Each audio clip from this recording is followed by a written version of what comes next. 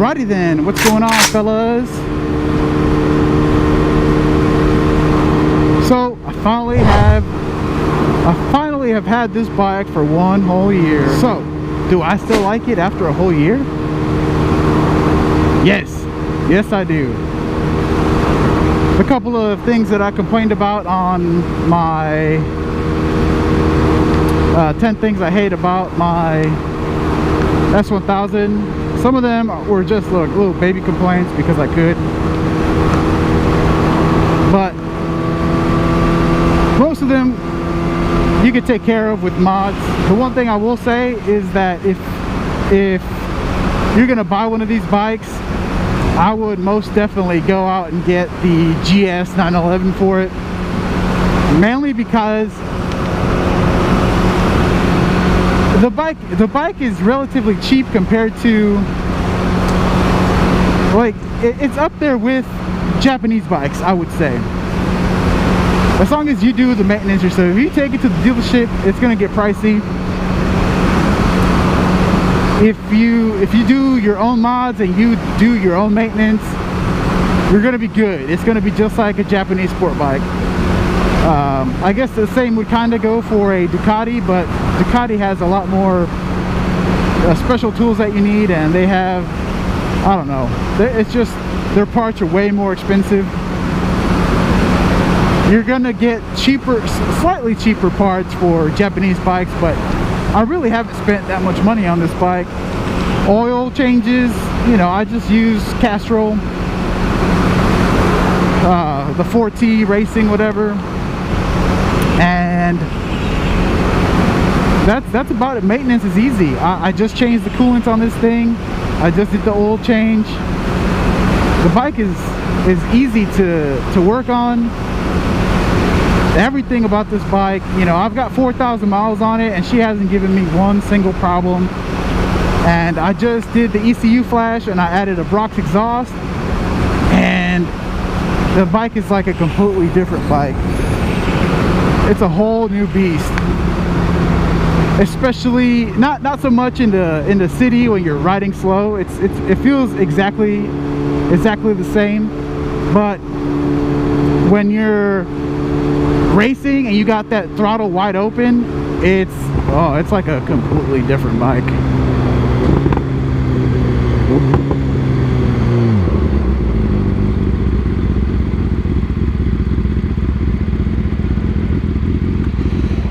Whoa, stuck at a red light now. I'm gonna use this transmission. Alrighty, back in it, baby. So like I was saying, you're gonna want to buy a GS 911. I was fortunate enough to get a used one from my buddy because he sold his BMW. So I didn't have to pay $400, I paid $200.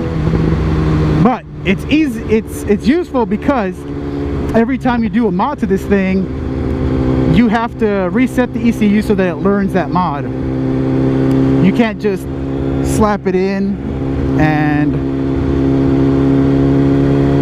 you can't just slap in your mod and, oh, there we go, it's good to go. The computer has to adjust to it. Now, you don't necessarily need it. I read online that you could just let it run for a little while and it's gonna run a little like choppy, like it's just like blah blah blah blah, little shitty. But it's easier with the GS 911. You can just do it instantly and then go ride. Alright, sorry about that. There was a bunch of traffic, or well, the car was turning. Gotta focus on the road, alright? That's my #1 main priority. So after a year, I've done what, three oil changes. The first one at 600, the second one at 2,000, and then the third one at 4,000. I do my oil changes every 2,000 miles. That way I know that the bike is good. Never hurt something from doing the oil change too soon. It's always if you wait. I've taken the bike to Dallas once, and I know a lot of you guys are probably going to be like, oh, 4,000 miles in a year, that's it. But you have to understand that this isn't my daily. I don't ride this thing every day. I have a truck for that. If it's cold out, I'm not gonna ride. If it's raining out, I'm not gonna ride. If it's way too hot, I'm not gonna ride. This is just my weekend toy. If I could lane split legally, I would probably ride this bike every day, or at least attempt it. I don't know how, you know, sport bikes after a while, they get kind of old. That's the only thing, you know, but it's a sport bike, you know, whatever. Comfort wasn't, you know, built in mind at first. They're like, oh, let's just build it fast and then comfort second. The seat could be better, like I said a bunch of times before. I wish that it had the fairing bolts like the R1, but it ain't no big deal. She's got plenty of power. Well, plenty is an understatement. She got more than enough power for anybody, especially after the ECU flash. This thing is spooky. Cruise control. Oh, I love the cruise control. It's so nice having cruise.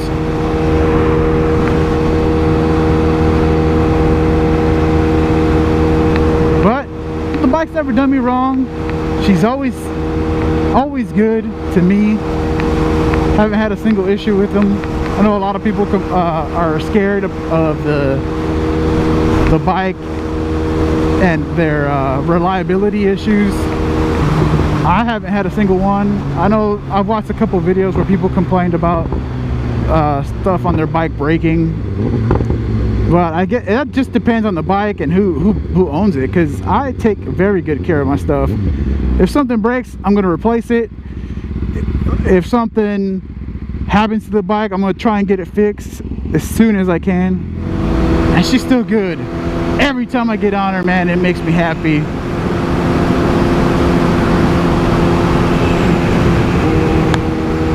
So she is a good bike. She's up there with the same maintenance, and it's a little bit more expensive than a Japanese bike, but only by a few $1,000s, if that.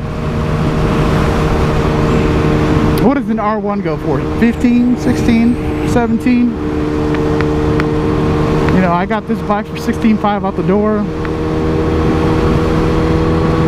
It was I got it last year as a leftover model, but I mean, still, you buy them at the right time, it doesn't matter. They're all exactly the same. Unless I'm waiting for the refresh to see what that's all about, or 2019 or 2020, whenever they decide to release it. I want to see what they can do with that bike, what they got planned for Ducati, because right now Ducati's got the V4 and Claim 214. It's one of the faster bikes out there. The S1000 is heavier than that bike. It's also heavier than the R1.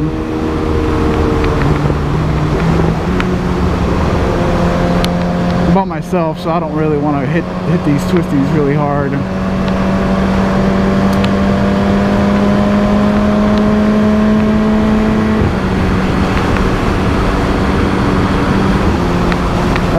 Yeah, the R1 weighs less.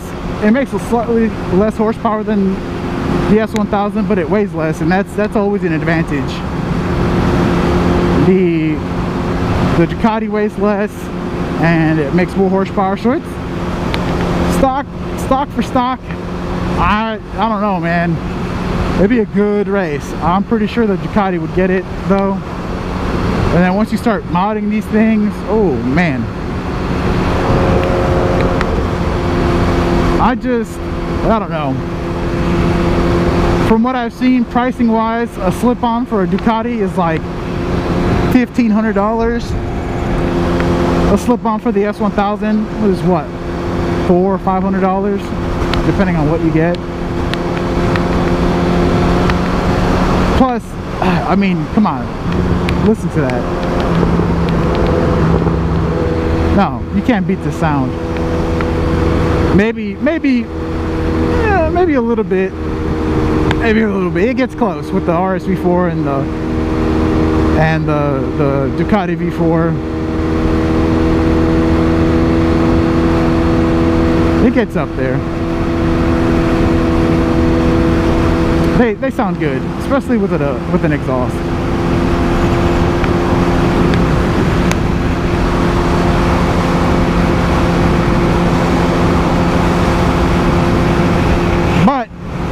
like I said, if you want to buy one of these things, I say just go out there and do it, man. They're comfortable for a sport bike. They're comfortable for a sport bike. It's fast as fuck. They're not super heavy like the 09R1s. I mean, what more could you ask for? The reliability, it could be spotty, but I mean, I haven't had a single issue with mine.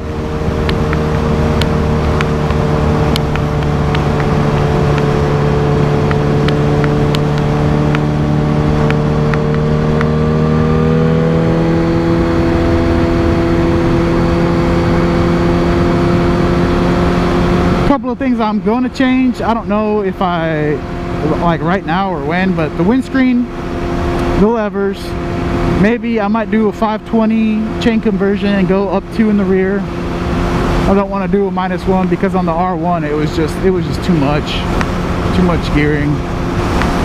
And I guess that'll be maybe some carbon fiber fairing pieces like the tank cover and these little white pieces, get them carbon.